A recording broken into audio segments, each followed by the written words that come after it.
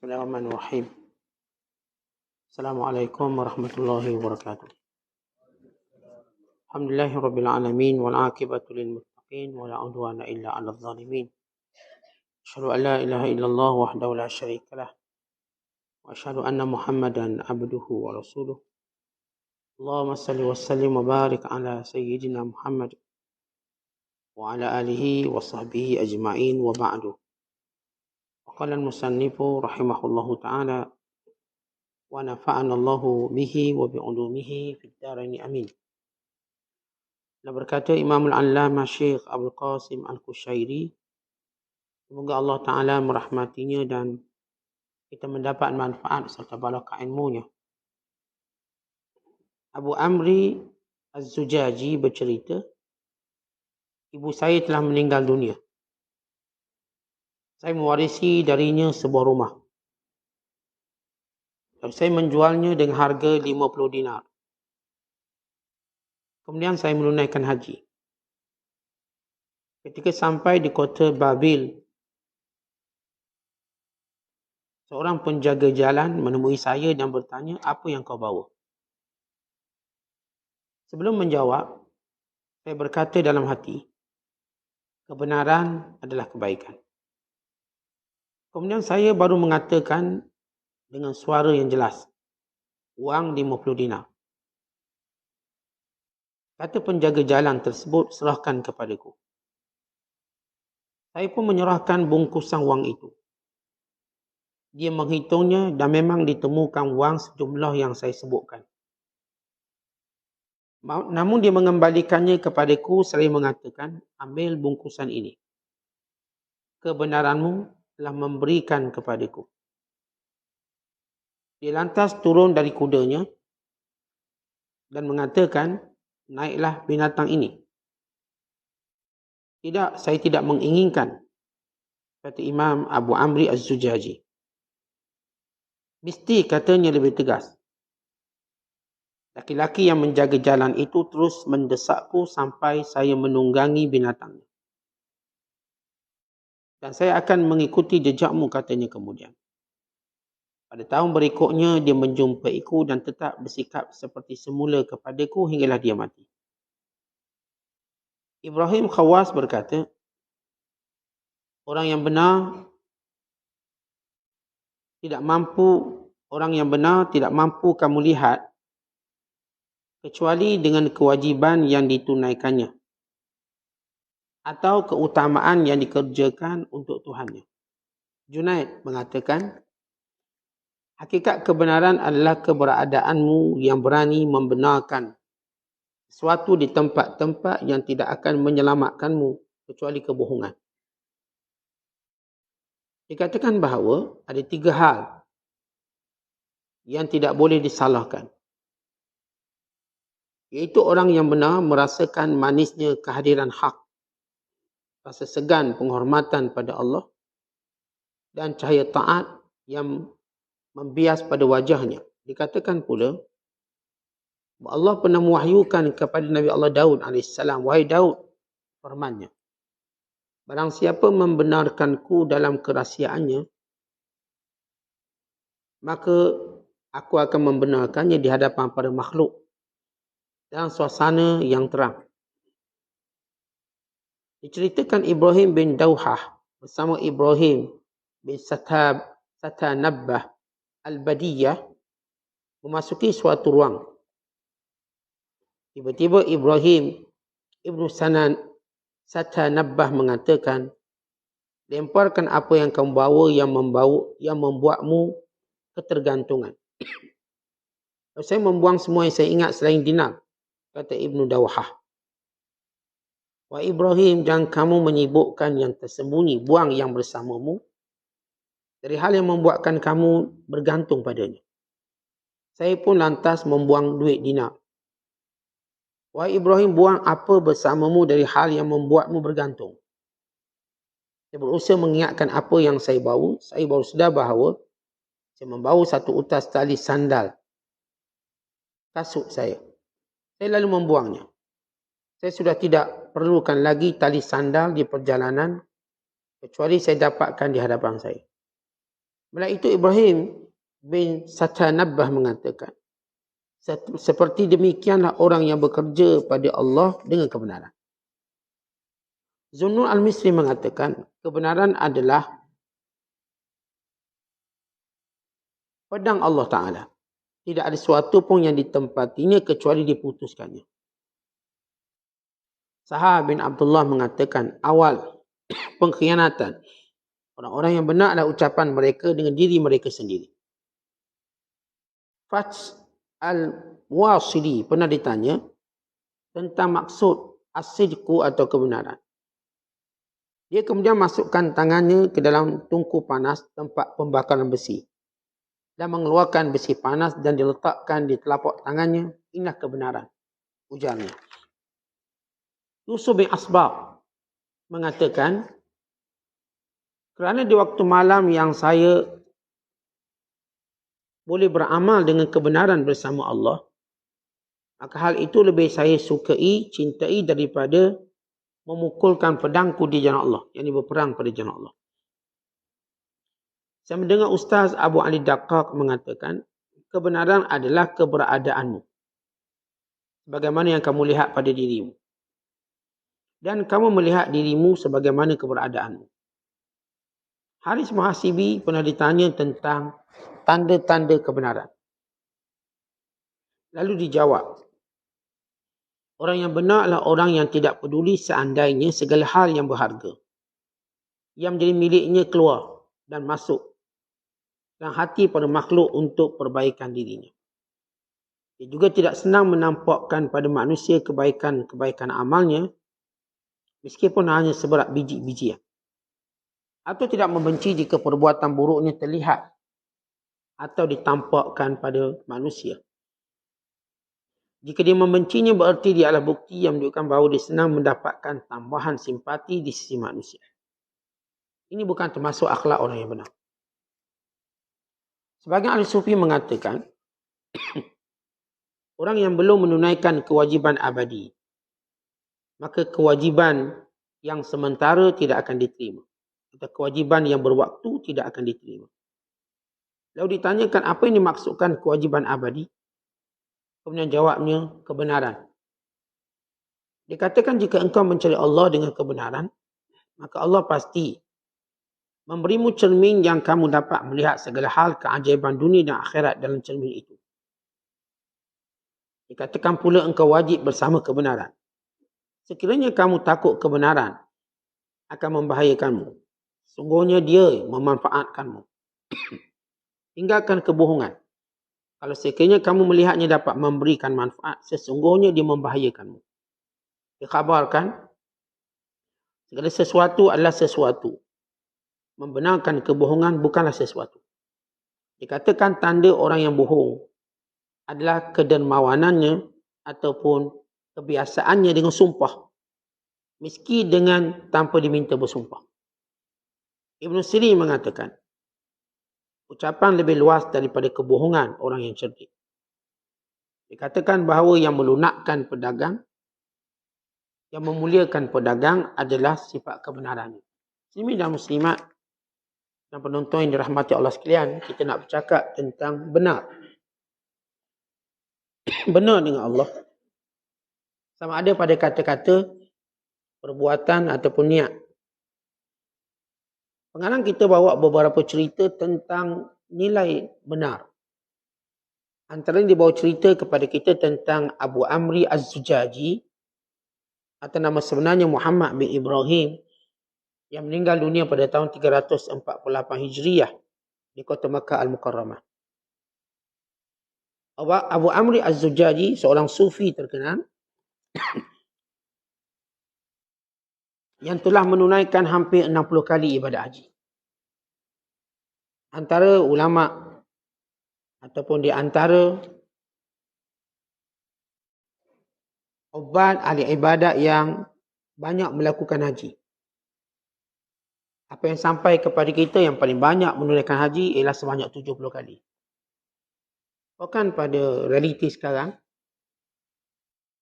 kita pun pernah bertemu orang menunaikan haji sebanyak 37 kali. Atau mungkin lebih daripada itu. Maka ini Abu Amri Az-Zujaji. Dia menunaikan haji sebanyak 60 kali sehinggalah dia wafat di kota Mekah Al-Mukarramah. Ada satu cerita di antara sebab Allah muliakan dia. Itu sifat benarnya. Kita satu hari bila mak saya meninggal dunia, lalu saya pun jual rumah mak ni. 50 dinar. Dan dia anak tunggal, dia mewarisi semuanya. Dan dia bawa duit ini untuk pergi ke Mekah belajar beribadat di kota Mekah. Ketika mana dalam perjalanan ke Mekah, maka dia ditahan di kota Babil, ataupun kota Babylon di Iraq. Di situ ada penjaga jalan dia. Bukan jaga cukai. Immigration zaman tu, custom zaman tu. Kamu bawa duit banyak mana? Lalu katanya saya bawa 50 dinar. Mula-mula dia terfikir kalau cakap bohong bagus juga, selamat. Takut dia orang ni ambil duit. Tapi dia berkata dalam hatinya, kebenaran adalah kebaikan. Bila benar dia baik dia. Maka dia memutuskan untuk bercakap benar dan beritahu duit yang dibawa 50 dinar. Lalu penjaga jalan ni kata bawa sini duit. Wari ni, bawa sini. Maka dia pun kira. Betul 50. Maka dipulangkan kembali tanpa mengambil cukai sedikit. Sambil berkata, cukuplah kebenaranmu itu menjadikan aku yakin pada kamu. Dah. Apa yang ambil cukai, apa ambil. Lalu lelaki ini menyuruh dia untuk menunggang kuda milik dia. Tapi kata Abu Amru Az-Zujaji, saya enggan menerimanya, tapi dia paksa. Ambil, ni hadiah. Untuk pergi menunaikan haji. Maka dia pun naik kuda ni. Dan dia menunaikan haji. Manakala lelaki ini mula mengikutinya dan melaziminya dan menjadi muridnya sampai mati. Kerana dia ada kebenaran. Maka Allah berkati ilmu dan Allah berkati orang sekeliling dia. Ini kisah yang pertama, iaitu Abu Amri Az-Zujaji rahmatullahi alaihi. Kata Ibrahim bin Khawas, orang yang benar tidak mampu kamu lihat sehingga kamu tengok macam mana dia buat perintah Allah dan bagaimana dia mengutamakan Allah dalam dirinya. Kita nak kenal orang benar macam mana? Kata Ibrahim Khawas, nak tengok orang yang benar dia ada dua sifat. Yang pertama, dijaga semua perkara yang Allah wajibkan padanya. Yang kedua, diberikan keutamaannya. Jaga satu hal. Ramai kita jaga solat. Tapi keutamaan solat mungkin kurang. Ada yang sembahyang zuhur pukul 4 petang, 3 petang. Dia tak letak satu prioriti. Memanglah dia solat, tapi prioriti kurang. Memanglah dia baca Quran, tapi prioriti kurang. Maksudnya keutamaan. Keutamaan maksudnya dijadikan ia lebih disuka daripada yang lain dengan melakukannya dengan lebih baik. Bukan sekadar kita jaga solat, tapi pada awal waktu. Itu disebut dalam hadis waktu baginda sallallahu alaihi wasallam ditanya tentang ayul a'mal ahabbu ila Allah Ta'ala, qala as-salatu fi awal waqti. Amalan apa yang paling Allah Ta'ala suka? Maka jawab Nabi sallallahu alaihi wasallam, sembahyang awal waktu. Bahkan Rasulullah menyebut di antara tanda akhir zaman, kamu akan ada pemimpin yang akan melewatkan solat. Yang akan melewatkan solat. Kalau dapat pemimpin tak solat lagi, teruk kita. Lalu para ulama mengkaji hadis ini. Dahulu pemimpin dia akan menjadi imam. Jadi imam, semua menteri, jemaah menteri, rakyat ikut. Mereka dapati bermula zaman dilewatkan solat. Bila zaman Abdul Malik bin Marwan. Malik mengarahkan supaya solat dilewatkan. Untuk tunggu dia banyak urusan dia. Diikuti oleh anaknya Al-Walid bin Abdul Malik. Tetapi bila tiba giliran anaknya Sulaiman bin Abdul Malik, maka Sulaiman mengarahkan satu arahan baru supaya solat diawalkan semula. Dia ada urusan negara, melainkan selepas selesai solat. Sulaiman bin Abdul Malik antara jasa dia mengembalikan solat pada awal waktu. Zaman Abdul Malik buat urusan negara dulu, mesyuarat luar benda dulu. Macam kita tengok hari ni lah. Mesyuarat dulu sampai 2:30 petang, lepas tu sembahyang. Ataupun pandai-pandai lah sembahyang. Cilok-cilok lah sembahyang. Zaman tanda kiamat. Ataupun zaman kerosakan agama. Ia bermula secara sejarah kalau kita kaji. Zaman Nabi SAW, solat diawalkan. Maksudnya memang awal waktu. Bang je solat. Allah ma'ilah melainkan kerana sebab tertentu. Seperti panas sangat. Maka Rasulullah SAW menyuruh, kalau suasana cuaca panas sangat, disejukkan dahulu. Ataupun ribut datang. Maka Rasulullah SAW menyuruh masing-masing solat di rumah masing-masing. Itu pengecualian. Tetapi secara umumnya solat itu di awal waktu. Kaitu Bilal, azan pada tepat waktunya. Kemudian diiqamah. Diikuti zaman Waqaumah Uthman Ali. Dan diikuti zaman Kerajaan Umayyah. Tapi yang pertama melewatkan solat ialah Abdul Malik bin Marwan. Diikuti oleh anak Al-Walid. Sehinggalah Sulaiman bin Abdul Malik mengembalikan solat pada waktu. Dan membenarkan ulama' menasihatinya. Zaman Abdul Malik bin Marwan, dia tak benar ulama' nasihat. Tak boleh nasihat. Siapa yang nasihat aku, kepancung kepala dia. Jangan nasihat. Kerana dia tak mahu satu kritikan secara berdepan. Tapi Sulaiman, antara khalifah yang membuka kembali ruang untuk dinasihati. Pada zaman Atha' bin Abi Rabah. Sebab itu bila dia nak meninggal dunia, dia menggantikan pemerintahan ini kepada Umar bin Abdul Aziz. Umar bin Abdul Aziz sepupu dia. Yang diwasiatkan supaya penggantinya ialah Umar bin Abdul Aziz. Itu antara jasa dia. Antaranya disebut oleh ulama' dan hadis yang dikeluarkan. Ataupun dan satu asar yang dikeluarkan oleh Imam Ahmad. Bahawa Sulaiman yang kembali letak solat pada awal waktu. Dan ini kita berada kembali pada solat akhir waktu. Kerana kesibukan urusan. Ini menandakan kita tidak benar dengan Allah. Solat tidak mengganggu urusan kita. Bahkan menyempurnakan urusan. Tapi bila kita tidak bersifat benar, kita rasa macam solat ni boleh ganggu. Boleh menyebabkan projek tak jalan, tak jadi. Bahkan sampai peringkat ada yang melarang solat Jumaat lagi. Kenapa? Ini kurang produktiviti syarikat dan sebagainya. Maka ini bukan orang yang benar dengan Allah. Kata Ibrahim Khawas, nak tengok orang benar, pertama jaga kewajiban, yang kedua dibagi prioriti. Dan kita pun lihat secara peribadi kita lah. Tuan-tuan yang wajib solat, yang wajib perintah-perintah agama. Apakah kita beri satu keutamaan? Kalau hari ini kewajiban kita menuntut ilmu agama. Apakah menuntut ilmu kita jadikan keutamaan? Ataupun kita jadikan part-time kalau ada masa belajar? Kalau tak ada masa, tengoklah macam mana. Ketika para ulama' dahulu, mereka sanggup beli kenderaan khas untuk menuntut ilmu. Mereka sanggup untuk melangkaui 1000 kilometer, beribu kilometer untuk mendapat ilmu. Untuk jumpa para alim ulama' orang soleh. Hari ini, kita mungkin tak letakkan ia prioriti kita. Akhirnya kita tidak ada bimbingan. Sebagaimana selalu kita ingatkan. Bila umur kita makin meningkat, orang yang menasihati kita makin sedikit. Waktu umur tuan-tuan kecil, ramai orang nasihat tuan-tuan. Siapa nasihat? Mak kita, ayah kita, abang kita, kakak kita.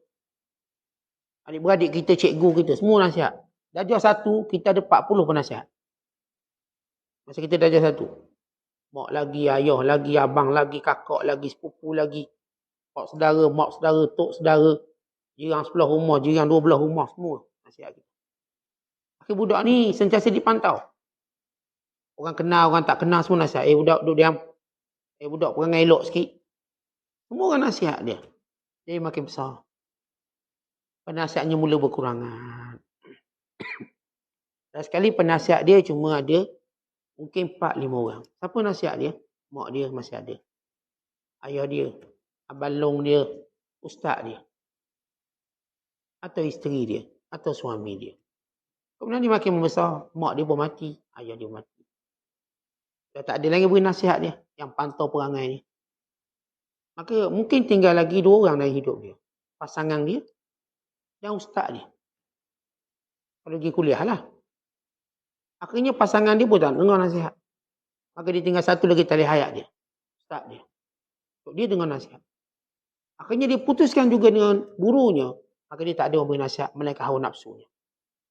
Syaitannya. Melainkan segala perangai buruk dalam dirinya. Akhirnya, bagaimana dia mungkin sampai dalam destinasi dan pelayaran dia? Lepas tu tuan-tuan, kalau kita nak jadikan diri kita ni selamat, pastikan penasihat kita ramai. Sebab Nabi SAW menyatakan, ad-dinu nasihah. Agama tu nasihat. Kalau tuan-tuan punya ramai kawan-kawan yang beri nasihat, plus pula tok guru beri nasihat, plus pula pasangan beri nasihat, maka kita orang yang paling selamat dalam dunia. Kerana manusia kalau tanpa nasihat, hidupnya seperti layang-layang tanpa tali. Hidupnya seperti kapal yang bergerak tanpa navigasi. Kalau hari ini navigasi maksudnya, kapal terbang baik, kapal baik. Ini kompas dia. Kalau hari ini kita berjalan tanpa navigasi, yang kita selalu guna ini, Waze, tak sampai kita. Kita sesat, rumah pun tak sampai. Tak apa, tak ingat. Jalan rumah. Pakai Waze lah dulu balik rumah. Kita tak sampai rumah 2 hari sesat. Ia berlaku pada orang yang bergantung pada navigasi bila tak berfungsi. Ini dinamakan prioriti keutamaan. Jadi, tanda orang benar, dia bukan sekadar buat benda yang Allah wajibkan dia, tapi dia letak keutamaan. Jadi kita tanya diri kita sejauh mana keutamaan kita dalam baca Quran, keutamaan kita dalam qiyamul lail, keutamaan kita dalam ibadat yang lain sebagai tanda benar. Kemudian kata setengah ulama yang lain, itu Junaid al-Baghdadi, hakikat kebenaran adalah keberadaan kamu untuk bercakap benar di tempat yang kamu akan binasa, melainkan kamu berbohong. Sebab bila kita sebut benar, asas benar tu daripada perkataan itu sendiri. Bercakap. Itu Allah menyebut wahyunya paling benar. Waman asdaqu minallahi qila. Tidak ada perkataan lebih benar daripada Al-Quran. Yang kedua, nilai kebenarannya ialah daripada Nabi sallallahu alaihi wasallam. Sebab itu kita sebut qala sadiqun masduq. Dan berkata rasul yang benar lagi dibenarkan. Dan yang ketiga, kalam yang benar ialah kalam golongan siddiqin. Orang-orang yang menghidupnya benar. Maka orang yang benar ini walaupun dia tahu kebenarannya boleh bawa kebinasaan, maka dia akan memilih untuk bercakap benar. Walau bawa kebinasaan. Baik, kalau kita cakap dari sudut Islam, di sana kita katakan ada rukhsah dalam agama. Rukhsah. Ada azimah. Azimah ialah satu benda yang kita perlu patuhi secara literally-nya, secara azimah. Contoh, kita katakan solat zuhur 4 rakaat. Itu azimah. Tapi bila kita kurangkan dari 2 rakaat, kita namakan rukhsah, kelonggaran. Contoh, bercakap benar itu azimah. Tapi kadang-kadang dibenarkan kita bercakap bohong atas asas agama, atas asas kebenaran agama disebut rukhsah. Bagaimana dilakukan oleh Ammar bin Yasir. Yang turun ayat Al-Quran. Waktu musyrikin Mekah minta dia untuk menghina Nabi SAW. Maka turun ayat. Illa man ukriha wa qalbuhu mutmainnun bil iman. Melainkan orang yang dipaksa, sedangkan hatinya tenang dengan iman. Apa yang dimaksud Junaid al-Baghdadi? Bercakap benar walau tempat membawa kebinasaan. Pada keadaan di mana tidak ada pun keinginan syarak untuk kita bercakap selain daripada benar. Tidak ada pun. Kalau ada, maka boleh gunakan. Kalau tidak ada, maka teruskan. Umpamanya, tuan-tuan dalam menjaga perkara-perkara yang menjadi usul dalam Islam. Mayang, puasa, zakat, haji, aurat dan sebagainya. Maka walaupun orang tu kata, saya nak masuk Islam, syarat saya tak nak sembahyang. Maka kita katakan, tetap kamu kena solat. Solat itu wajib. Tidak ada yang menggugurkannya. Maka ini perkara yang disebut sebagai sawabik. Tak boleh ubah. Maka kena cakap benar. Kalau tanya tentang agama kita, apa agama kamu? Menyembah Allah yang satu. Maka kita tidak bermujamalah atau mengampu atau bertolak ansur pada perkara yang disebut sebagai usul Islam. Sawabik. Umpama seorang lelaki berkata, saya nak masuk Islam, tapi saya nak berzina. Nabi kata tak boleh. Saya nak masuk Islam, tapi tak nak keluar zakat. Tak boleh. Kalau tak boleh, saya tak nak masuk. Tak nak masuk tak apa. Jadi paksaan dalam agama. Maka ini disebut perkataan, walaupun kita rasa rugi ni. Lepas tu Islam, kita panggil dakwah, kita tak panggil dakyah. Kita tak akan tipu orang pada benda yang dia usul. Contoh, kalau orang tu kafir masuk neraka atau tidak. Jadi kalau sebut masuk neraka, tak dapat undi. Kalau sebut masuk syurga, juga asal baik. Maka kita tak bercakap benar. Kerana hanya takut kerana tak dapat sokongan orang-orang kafir. Bagi contoh. Maka kita berkata tak boleh. Bahawa orang kafir akan masuk neraka walau sebaik mana pun kamu. Kerana ini nas ni. Ini maksud bercakap benar pada tempat yang mungkin kita rugi. Kerana tak dapat sokongan orang bukan Islam. Tak dapat sekian-sekian.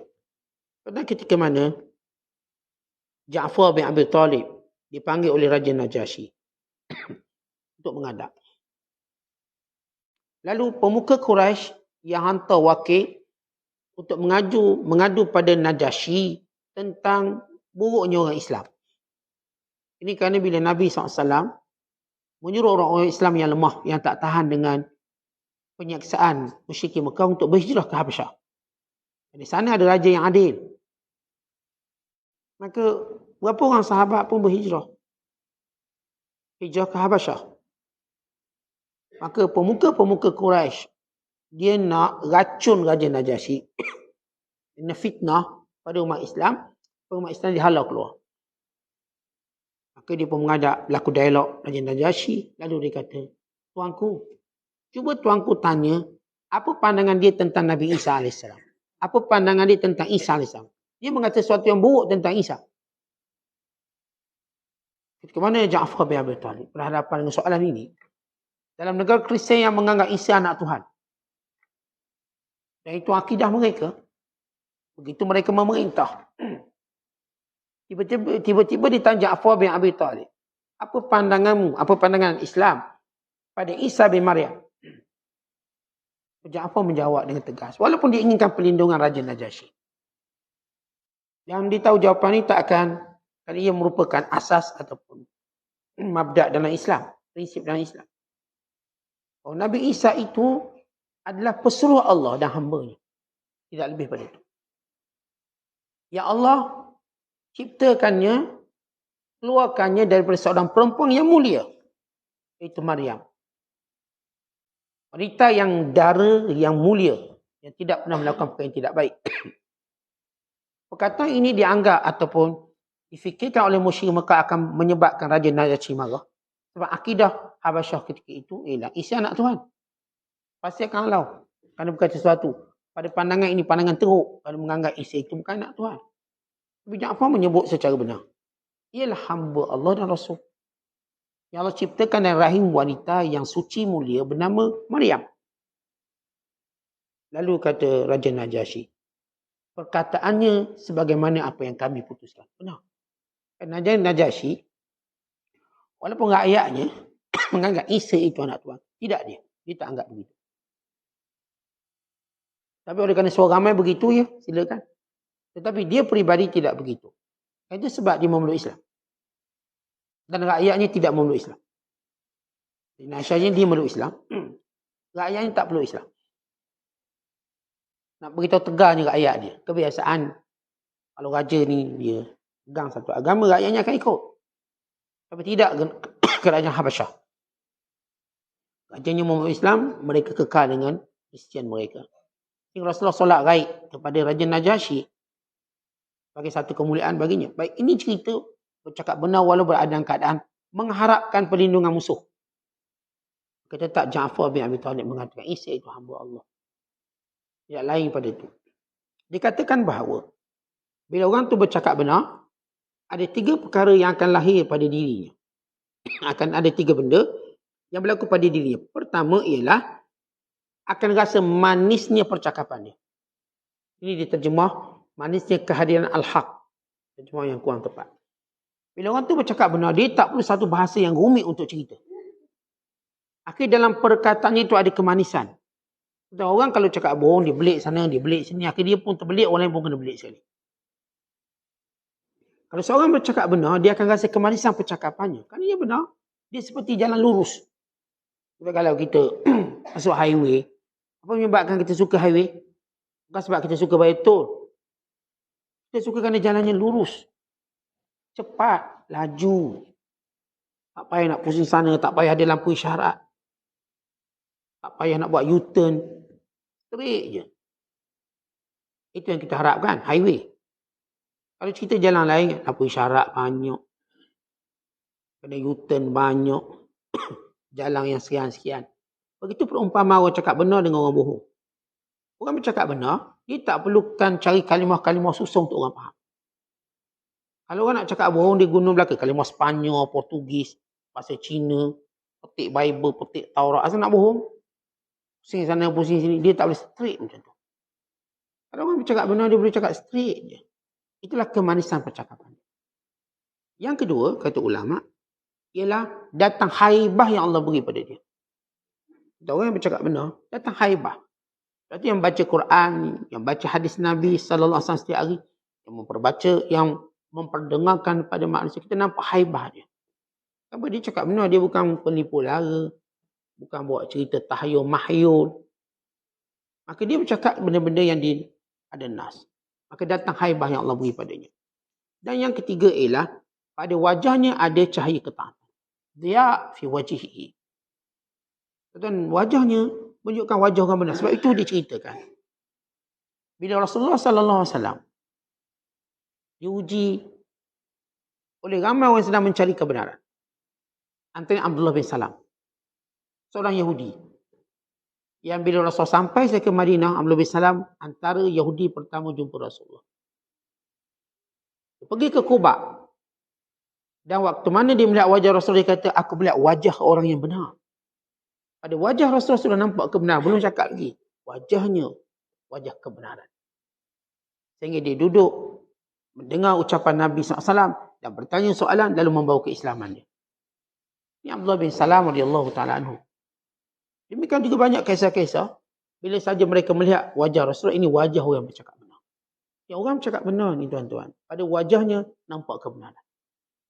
Dan kita kan kadang-kadang tengok orang biasa menipu. Tengok muka pun dah macam menipu ni. Belum cakap. Cakap lagi kuat menipu. Ada setengah kerana dah terbiasa dia dengan penipuan.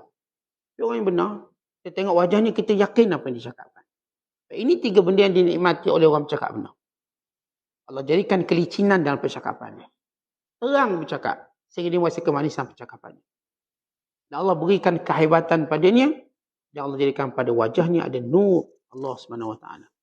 Sebagaimana kita bahaskan tentang mana-mana ketaatan kita buat, Allah akan zahirkan nur pada wajahnya. Allah pasti membezakan orang yang taat pada Allah dengan orang yang tidak taat. Wajahnya sentiasa tenang, sentiasa nampak gembira, sentiasa nampak ceria. Bahkan bila dilihatnya, kita pun tumpang gembira sekali. Umpama kita melihat wajah anak-anak yang tak berdosa tu. Bila kita tengok wajah kanak-kanak, kita seronok, gembira. Mereka tak memikul dosa. Kita pun seronok. Kita pun jadi macam teruja.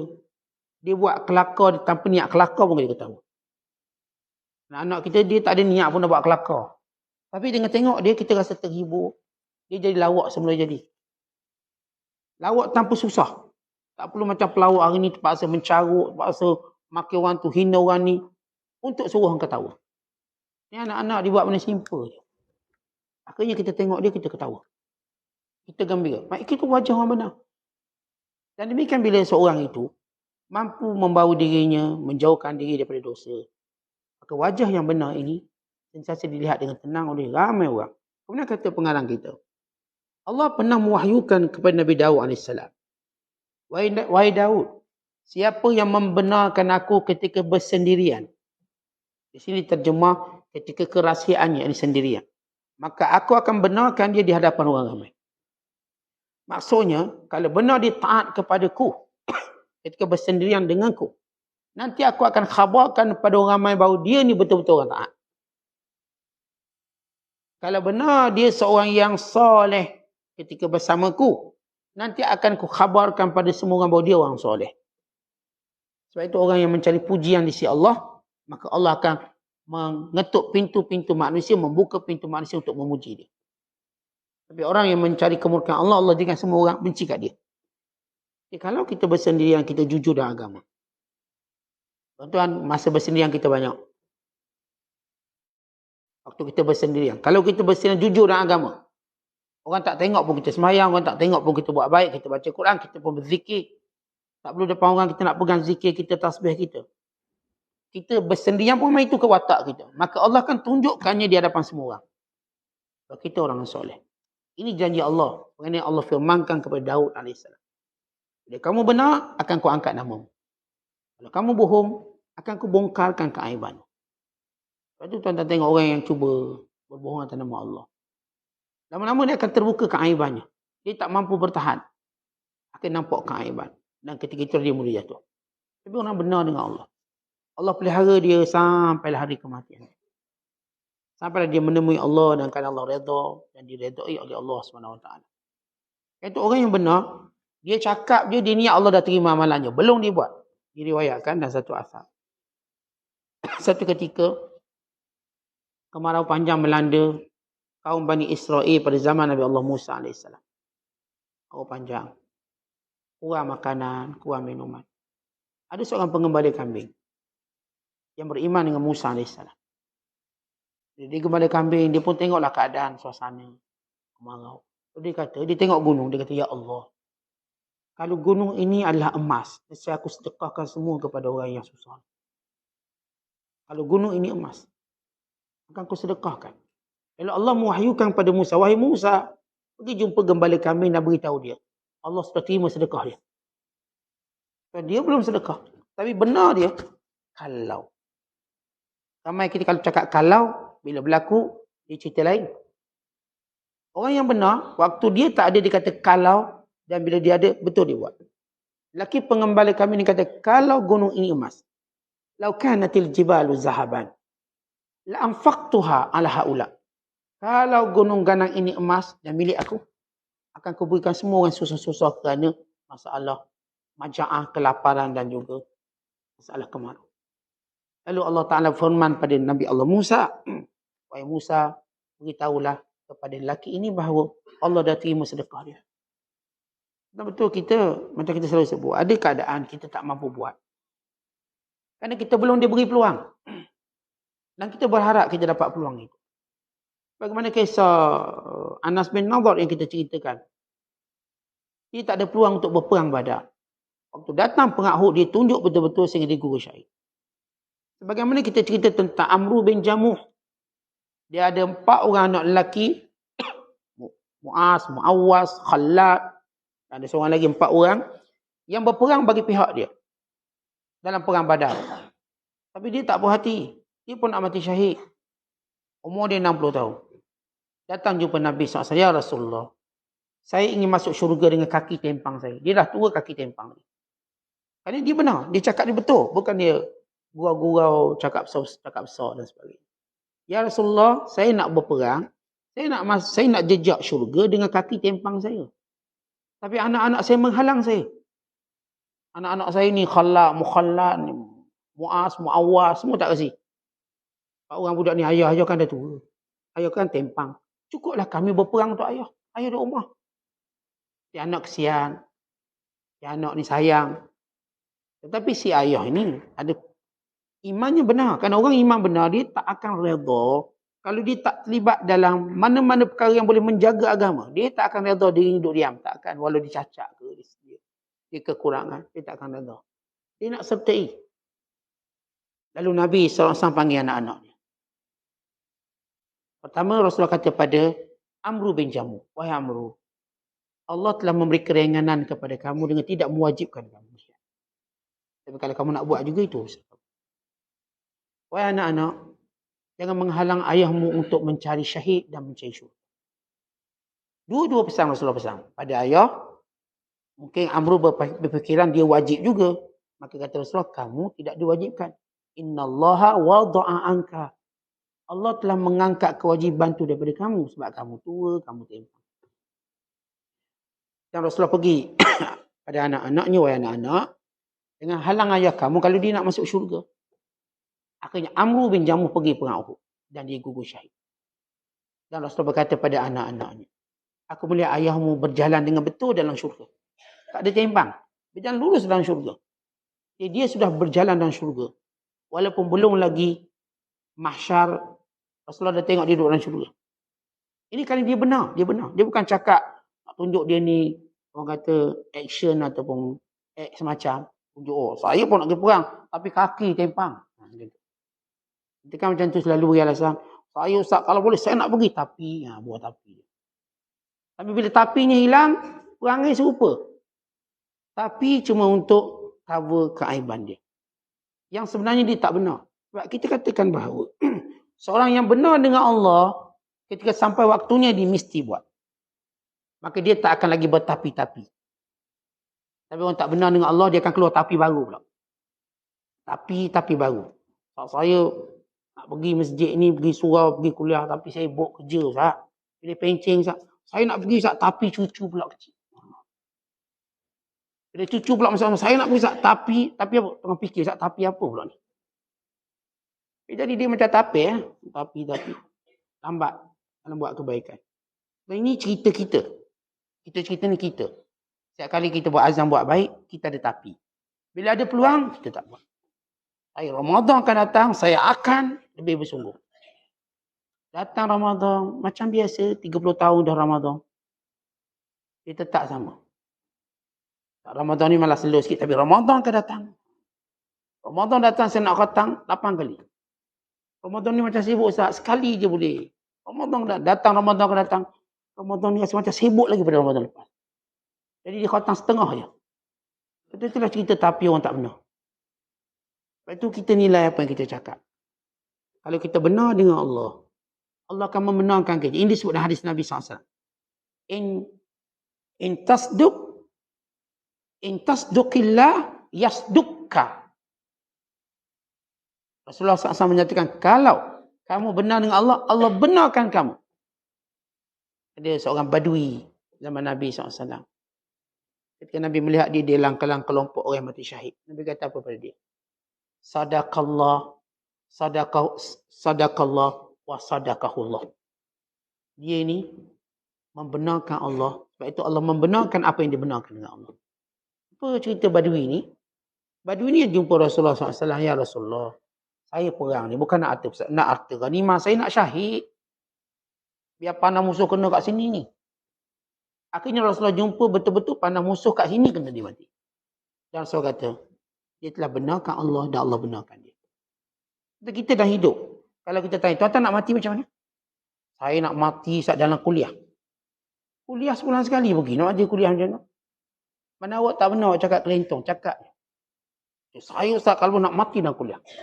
Kuliah lebih banyak pada cuti sekolah. Budak sekolah pun tak cuti banyak lagi. Lalu dia cakap. Berarti dia auta je. Awak saya nak mati ketika saya beri kuliah. Kuliah pun cuti juga dia. Maka dia pun tak akan mati dalam kuliah. Sebab dia tak istiqamah pun dalam kuliah. Baik yang pergi kuliah, baik yang dengar kuliah. Ini sebagai satu contoh. Kalau sama dengan kita, nasib lah tu. Contoh.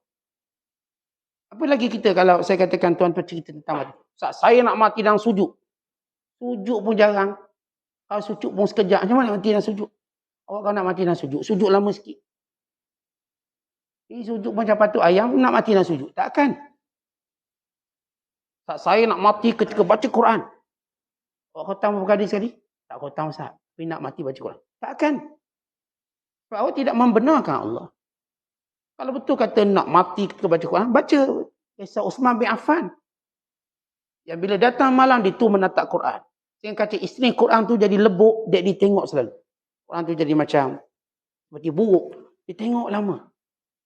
Yudimun nazar ilal mushaf. Sehingga waktu mana dia ditikam, daun terpecik pada Quran. Quran itu terbuka dan dia membaca. Saya Ustaz nak mati dalam keadaan puasa. Awak puasa nampak culas macam nak mati puasa. Tak mungkin. Nak mati dalam puasa ni orang betul-betul jaga dia puasa-puasa. Ini boleh mati dalam puasa. Kata tuan-tuan kalau kita nilai balik. Kebenaran kita. Kita bukan cerita orang, kita. Cukup kebenaran bila kita tanya diri kita nak mati macam mana? Tuan-tuan tanya, tuan-tuan nak mati macam mana? Saya nak mati ketika mana saya sedang berzikir. Baik, daripada sekarang awak berzikir terus. Kalau awak benar dalam zikir awak, Allah akan ambil nyawa ketika mana awak berzikir. Kita dah cerita tentang Ka'ab bin Muhammad Al-Qurazi. Cita-cita dia nak mati dalam kuliah. Dia tok guru besar nak murid pada Abdullah bin Abbas. Seorang mufassir terkenal. Ka'ab bin Muhammad Al-Qurazi, seorang Yahudi yang keturunan Yahudi yang ayahnya dulu memeluk Islam zaman Nabi SAW. Lahir anak bernama Ka'ab bin Muhammad Qurazi. Qurazi ini singkatan pada Quraizah. Suku Quraizah, Yahudi Quraizah. Yang Rasulullah mengarahkan mana yang balik dibunuh, mana perempuan dan kanak-kanak ditawan. Maka antara kanak-kanak itu ialah ayah pada Muhammad bin Ka'ab Al-Qurazi. Ini tabi'in hebat. Dia kata nak mati dalam kuliah. Apa dia buat? Tuan dia amat jaga waktu kuliah dia. Jaga. Sehingga sampai waktu benar. Bila bom Masjid Haram jatuh menimpanya, dia mati dan anak-anak murid dia mati semua. Makbul niat dia nak mati dalam kuliah. Sebab dia betul-betul jaga kuliah dia. Lepas tu kalau kita cerita nilai benar, tuan-tuan tanya diri tuan-tuan nak mati macam mana, kemudian tengok amalan kita apakah sama macam kita cakap. Saya nak mati ketika saya bersedekah. Katakan, awak selalu sedekah. Kalau sedekah pun jangan-jangan kau nak mati dan sedekah, tak mungkin berlaku. Ya, kalau berlaku itu kurnia Allah pada awak secara asbab, kita namakan. Sebab manusia ni tuan-tuan, dia akan mati berdasarkan kebiasaan dia buat. Kalau kebiasaan buat kita macam tu, Allah akan beri kita kematian macam tu. Orang jadi biasa naik kayu basikal, dia mati pun kayu basikal. Orang biasa lomba kereta, mati pun lomba kereta. Apa kebiasaan kita? Okay, kalau kebiasaan kita ialah perkara taat dan sebagainya, kita akan mati dalam keadaan taat. Tapi jenis kebiasaan karaoke, mati pun tengah karaoke. Kebiasaan gendang, mati tengah gendang. Dan mati tangan gerak lagi gendang. Sebab itu kebiasaan dia. Kan setiap orang, dia akan mati berdasarkan kebiasaannya. Dan dibangkitkan mengikut amalan terakhir dia buat. Kalau kita, Allah bangkit, apa amalan terakhir kita buat. Kalau kita mati di sujud, kemana kita dibangkitkan dalam keadaan sujud. Kepada Allah. Jadi, nak tahu nilai kebenaran kita, maka lihat dari sudut cita-cita kematian kita. Kalau tuan-tuan tujang, saya katakan tujang mati kita, kehendak kita untuk mati dan sekian-sekian, insya-Allah Allah akan beri mereka apa yang kita telah membenarkan dengan amalan yang kita lakukan sekarang. Kalau saya kata saya nak mati ketika baca Quran, maka baca Quran setiap hari. Tak ada saya suka melainkan baca Quran. Lebih saya suka daripada baca yang lain-lain. Kalau saya suka berselawat. Saya nak mati ketika mana saya berselawat pada Nabi SAW. Saya nak mati hari Jumaat. Maka bila datang hari Jumaat, banyakkan ketaatan. Mudah-mudahan kita akan mati hari Jumaat. Banyakkan ketaatan. Jangan hari Jumaat sama macam hari lain. Biar bezakan pakaian kita. Biar beza ibadat kita. Beza waktu ke masjid kita. Ini sama hari biasa, hari Jumaat pergi masjid tetap lambat. Pergi lawa sikit. Tanda kita mulakan hari Jumaat. Biasa masjid gua apa? Dengan komak gua pergi Ustaz. Hari Jumaat pergi awal sikit. Pergilah pukul 11, pukul 12, sejam sebelum. Duduk iktikaf, selawat. Baca Quran. Kenapa? Kerana ini hari Jumaat. Allah Ta'ala suruh memulakan hari Jumaat, maka saya akan mulakan. Biar pakai yang lain sikit. Biar derma pun banyak sikit. Bisa derma RM1 duit. Datang Jumaat biar lain sikit. Sebab hari Jumaat ini ialah hari raya mingguan umat Islam. Kalau tuan-tuan memulakan hari Jumaat, mudah-mudahan Allah matikan kita hari Jumaat.